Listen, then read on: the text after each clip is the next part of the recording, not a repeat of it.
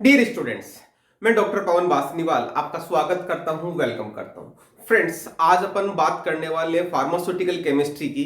Pharmaceutical chemistry में एक जो टॉपिक है gastro intestinal agents. Gastro intestinal agents के दो टॉपिक जिसमें कौन कौन से थे, एसिडिफाइंग एजेंट और एंटासिड। इन दोनों से रिलेटेड में कौन कौन से क्वेश्चंस बनते हैं यूनिवर्सिटी पॉइंट ऑफ एग्जाम से, तो उनका मैंने डिटेल कंप्लीट बता चुका हूं। यदि आपने वो वीडियोस नहीं देखे हैं तो वो वीडियोस देखिएगा, आपको आराम से समझ में आ जाएगा। आज अपन बात करेंगे गैस्ट्रो इंटेस्टिनल एजेंट्स की ही दूसरी दो कैटेगरीज की, जिसमें देखना आप लोग, पहली कैटेगरी है इसमें प्रोटेक्टिव एंड एडजोर्बेंट्स।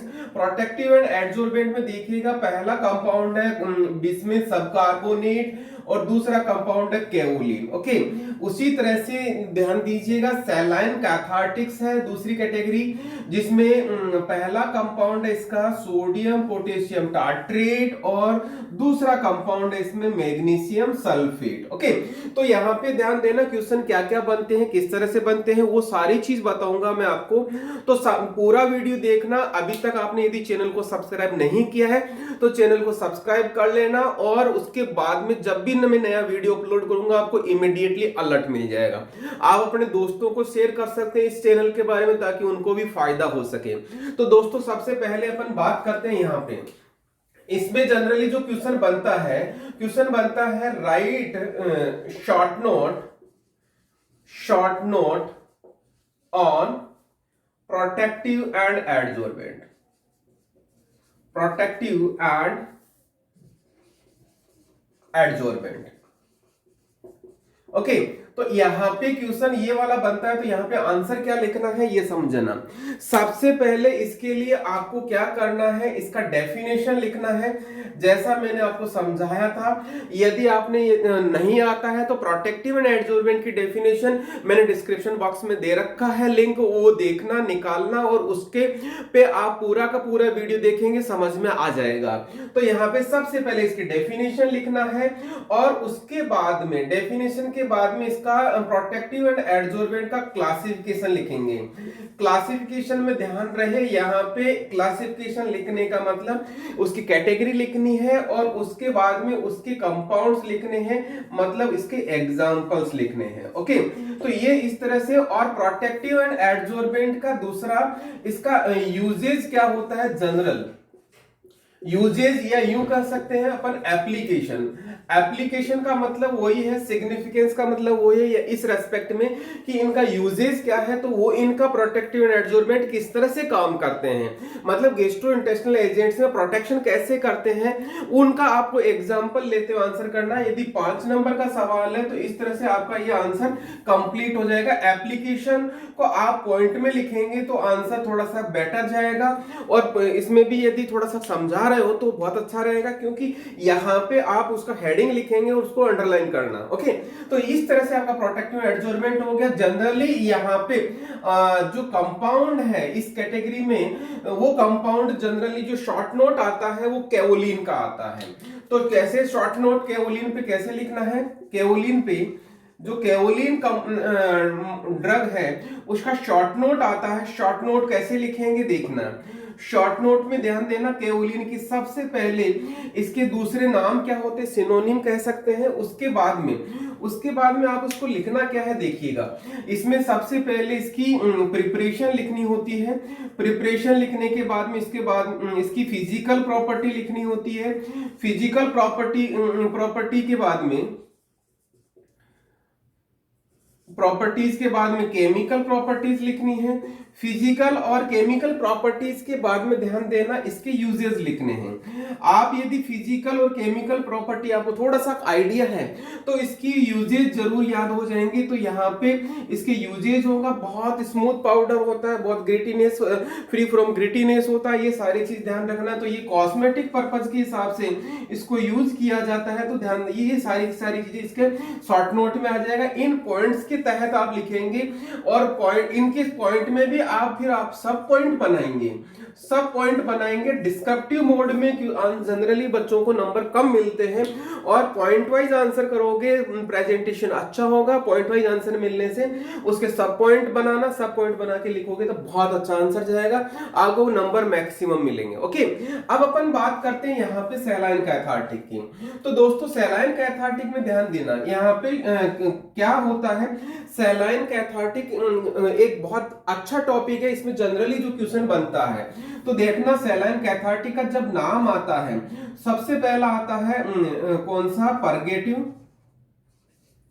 वर्ड आता है, एक लैक्सेटिव वर्ड आता है, और फिर आता है कैथार्टिक।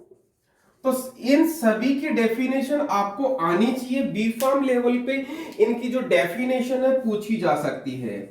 2 नंबर वाले सवाल में 2 क्वेश्चन पूछा जा सकता है, और यहाँ पे फिर उसके बाद में जो बड़ा क्वेश्चन आता है, तो देखिएगा इसमें क्वेश्चन क्या बनता है।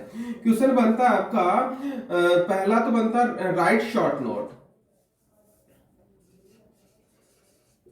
Right short note on saline cathartic. Okay, या यूं कहूंगा इस पे जो क्वेश्चन परगेटिव या लैक्सेटिव या कैथार्टिक, इस पे भी क्वेश्चन बन सकता है। तो यहां पे ध्यान देना, इसका आंसर आपको कैसे करना है। सबसे पहले परगेटिव, लैक्सेटिव, परगेटिव और कैथार्टिक, इनकी सभी की डेफिनेशन लिखनी है। डेफिनेशन इसका आपको शायद पता होगा, सबसे पहले लैक्सेटिव आता है। लैक्सेटिव मतलब बहुत माइल्ड एक्शन होता है, परगेटिव थोड़ा सा और ज्यादा माइल्ड एक्शन होता है, और कैथार्टिक सबसे ज्यादा स्ट्रॉन्ग एक्शन होता है। तो कहने का मतलब यहाँ पे इनकी डेफिनेशन लिखेंगे, उसके बाद में जो कैथार्टिक्स होते हैं, उन कैथार्टिक्स की आपको यहाँ पे शायद आपको पता होगा, कॉन्स्टिपेशन को रिलीव करने के लिए जनरली इसको यूज किया जाता है, कॉन्स्टिपेशन को रिलीव करने के लिए। तो इसका क्लासिफिकेशन आपको पूरा लिखना होगा। इसका क्लासिफिकेशन बहुत अच्छा क्लासिफिकेशन है। क्लासिफिकेशन में एक कैटेगरी आती है, शायद आपको पता होगा, नहीं पता तो अगेन मैं कहूंगा डिस्क्रिप्शन बॉक्स में पूरा लिंक दे रखा है, वहां जाके देखना, समझ में आएगा 100% आपको। फिर उसके बाद में देखना कैथार्टिक, एक कैटेगरी आती है सैलाइन कैथार्टिक। सैलाइन कैथार्टिक की कैटेगरी आती है उस कैटेगरी का और उससे पहले वाली जितनी भी सारी कैटेगरी, उनका आपको एग्जाम्पल लिखना ही है। वो एग्जाम्पल नहीं लिखोगे तो नंबर नहीं मिलेंगे दोस्तों। तो यहाँ पे ये सारी चीज हो गई, और उसके बाद में जो मैंने इधर बताया था यूज या यूं कहूंगा एप्लीकेशन। यूज या एप्लीकेशन का मतलब यूं समझना कि हम सैलाइन कैथार्टिक को कब यूज करते हैं। जैसे मैं आपको बताऊं, जैसे किसी पर्सन को कॉन्स्टिपेशन की प्रॉब्लम है तो उस टाइम यूज करते हैं, या जैसे कि कोई पर्सन है जिसका ऑपरेशन होना जीआईटी से रिलेटेड, तो उसका जीआईटी खाली करना है तो उस टाइम पे हमें इसको दिया जाता है। तो डिपेंड करता है अलग अलग कंडीशन में। कोई पेशेंट बेड रिडन है तो उस टाइम पे उसकी जो आहार नाले या कहूंगा जीआईटी उसको साफ करने के लिए दिया जाता है। वो डिपेंड करता है अलग अलग सिचुएशन पे। मैंने पूरा एक एक पॉइंट डिस्कस किया हुआ है, वो दूसरा वीडियो देखना ताकि आपको समझ में आ जाएगा। तो इस तरह से उसका एप्लीकेशन जरूर लिखना, या यूं कहूंगा यूजेज जरूर लिखना, उसके बिना आपका मार्क्स नहीं मिलेंगे। ओके, और जनरली जो ध्यान देना, मैं यहाँ पे 2 कंपाउंड है, 2 कंपाउंड कौन से, सोडियम पोटेशियम टार्ट्रेट और मैग्नीशियम सल्फेट है। मैं हालांकि मैंने नंबर 1 इसको लिखा, नंबर 2 इसको लिखा, लेकिन नंबर स्टार डबल स्टार में इसको दूंगा या ट्रिपल स्टार दूंगा और इसको डबल स्टार दूंगा। इसका स्टार देने का मतलब क्या है समझना कि मैग्नीशियम सल्फेट पे क्वेश्चन ज्यादातर पूछा जाता है, सोडियम पोटेशियम टार्ट्रेट पे जनरली क्वेश्चन कम पूछा जाता है। या यूं कहूंगा यहाँ पे देखना कैसे, राइट शॉर्ट नोट या शॉर्ट नोट किस पे क्वेश्चन बनता है, सबसे ज्यादा क्वेश्चन बनता है मैग्नीशियम सल्फेट पे। मैग्नीशियम सल्फेट पे क्वेश्चन इस तरह का बनता है, और दूसरे नंबर पे क्वेश्चन बनता है सोडियम पोटेशियम टार्ट्रेट पे। ओके, तो आपको प्रीफरेबली इसको याद ज्यादा करना चाहिए ताकि आपका आंसर अच्छा जाए और आप यदि एक बार थोड़ा सा रिवाइज कर लेंगे कि मेरे को एग्जाम में इसको इस तरह से लिखना है तो आपको 100% अच्छे नंबर मिलेंगे। बट ओबीएस है, इसका भी आपको आंसर इसी तरह से लिखना है, preparation, physical property, chemical property and uses, तो मैग्नीशियम सल्फेट का हो जाएगा। बट ओबीएस है, मैग्नीशियम सल्फेट कैथार्टिक में आ रहा है, इसीलिए इसका यूज कैथार्टिक में होगा, नॉट कॉस्मेटिक। ओके, तो इस तरह से दोस्तों सारी की सारी चीज बता दी है मैंने आपको, प्रोटेक्टिव एंड एडजॉर्बेंट में, सैलन कैथार्टिक में, इसके अलावा जनरली क्वेश्चन नहीं बनता यूनिवर्सिटी एग्जाम में थ्योरेटिकल पॉइंट ऑफ व्यू से। ओके, अभी भी यदि आपने चैनल को सब्सक्राइब नहीं किया तो चैनल को सब्सक्राइब कर लेना, बेल आइकन को इनेबल कर लेना, और फिर से नया वीडियो लेकर आऊंगा ताकि आपको इमीडिएटली अलर्ट मिल जाए।